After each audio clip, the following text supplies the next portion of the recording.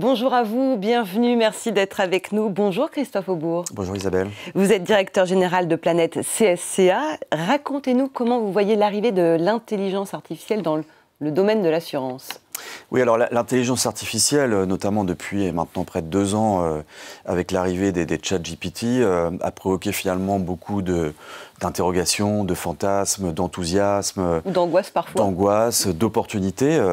Donc le secteur de l'assurance s'est emparé de ce sujet assez rapidement, et notamment dans le courtage, puisque nous avons signé dès 2021 un engagement au niveau européen pour une IA responsable et éthique. Un engagement donc des partenaires sociaux, à la fois côté organisation syndicale de salariés et côté patronal, voyant bien les opportunités en fait de l'arrivée de cette nouvelle technologie, mais aussi les risques et les craintes en termes d'emploi. Les pouvoirs publics aussi se sont emparés du sujet, et donc au niveau européen, l'IA Act a été voté au mois de février de cette année, pour s'engager de la même manière pour une intelligence artificielle éthique et juridiquement encadrée. Donc tout ça, effectivement, va dans le bon sens pour effectivement prendre en compte cette évolution technologique. Maintenant, nous avons bien conscience dans l'assurance que ça va aussi révolutionner les process, révolutionner les métiers. Et de ce point de vue-là, pour le courtage d'assurance, qui effectivement dont le métier principal est de conseiller les clients, je pense que l'arrivée de cette technologie va permettre au courtier de se concentrer sur sa valeur ajoutée et donc le conseil auprès de son client. Et l'intérêt, c'est d'anticiper tout ce qui peut être aussi peut-être négatif dans l'intelligence artificielle? Oui, c'est d'essayer déjà d'évaluer. Aujourd'hui, on parle quasiment tous les jours d'intelligence artificielle. Dans le domaine de l'assurance, on n'a pas une idée précise des modifications exactes qui vont avoir lieu, notamment sur les process du quotidien. C'est encore un peu tôt, c'est ça? On a très peu de recul, finalement? Oui, on a effectivement très peu de recul. Donc, je crois qu'il faut évidemment prendre le sujet à bras-le-corps, l'anticiper le plus possible.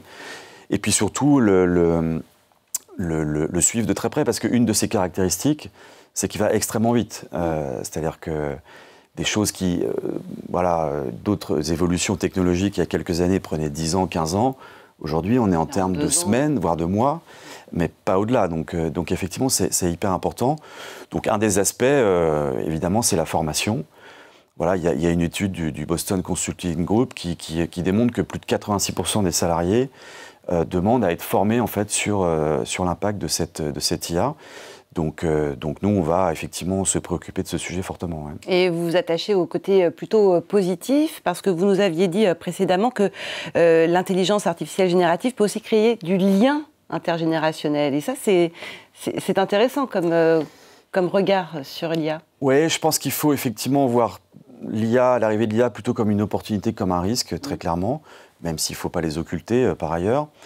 Et donc aujourd'hui, une des difficultés dans l'entreprise, c'est finalement comment concilier la génération Z qui arrive sur le marché avec tout un tas de spécificités, de demandes, d'aspirations, qui ne sont pas les mêmes que la génération dite, entre guillemets, des seniors. Et c'est vrai qu'aujourd'hui, on constate finalement un écart assez important entre ces deux générations.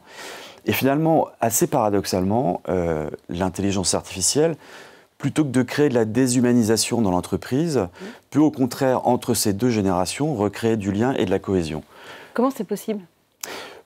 Tout simplement parce que la génération Z est ce qu'on appelle digital native, donc voilà. Ils sont nés avec les écrans. Ils sont nés avec les écrans, ils comprennent comment ça fonctionne, ils en voient bien l'utilité, et donc ils savent le gérer au quotidien.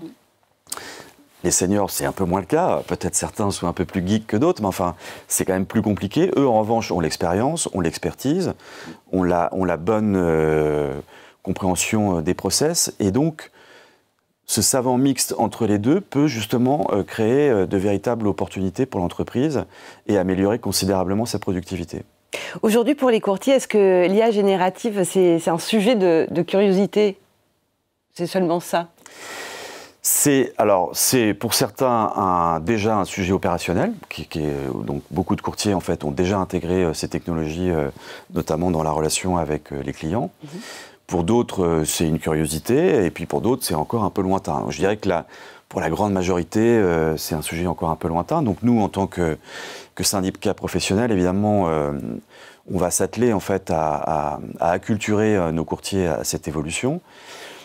Et donc on va lancer là au mois de mars jusqu'à l'été, avec l'aide d'un cabinet de conseil extérieur, une grande campagne en fait auprès de nos adhérents pour les acculturer au sujet, pour les former au sujet, pour leur apprendre en fait à utiliser notamment l'équivalent d'un chat GPT, savoir prompter, savoir quel type de questions poser. Donc ça, c'est un premier bloc d'acculturation, parce qu'effectivement, il faut comprendre de quoi on parle et quels sont les enjeux derrière. Et puis un deuxième bloc derrière, sous forme d'ateliers de travail thématiques, pour essayer de déterminer un outil spécifique d'IA que nous pourrions développer pour nos adhérents courtiers et que nous leur metterions à disposition ensuite pour les aider, notamment dans leur process de contractualisation ou de relation avec leurs clients. Donc ça, c'est un enjeu très important pour nous. Et donc, on est assez convaincus qu'on a affaire devant nous, non pas à une évolution, mais à une véritable révolution. Et ça, c'est majeur et c'est compliqué à le faire comprendre. Alors, on a connu dans le passé la révolution Copernic, Darwin, Freud. Aujourd'hui, on prend conscience qu'on n'a plus le monopole de l'intelligence.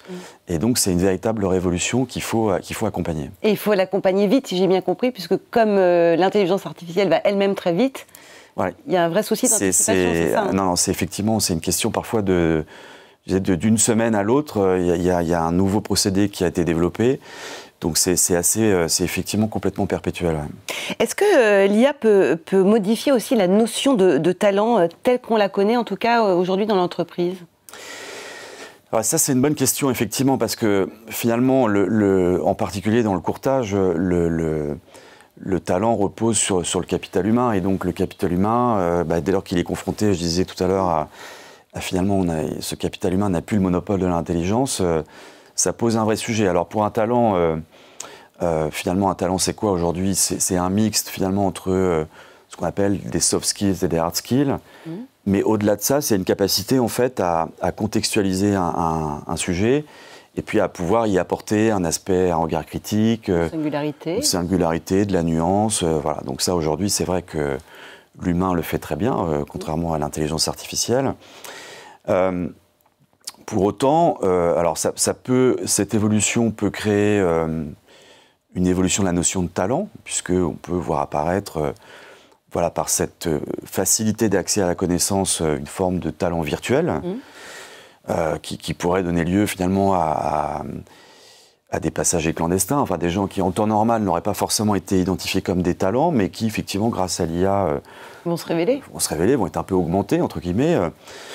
Donc ça, évidemment, c'est pas forcément souhaitable. En revanche, je pense que ce que ça peut faire évoluer dans la notion de talent, au-delà des 3 critères que j'évoquais en préambule, c'est que je pense que ça peut renforcer la notion d'engagement dans l'entreprise. C'est-à-dire qu'aujourd'hui, on voit bien que les entreprises recrutent, au-delà des qualités, des compétences qui sont essentielles, évidemment, mais plus une capacité, encore une fois, d'apporter de la valeur, du recul, un regard différent, un regard décalé, et surtout de s'engager sur les projets avec une prise de risque.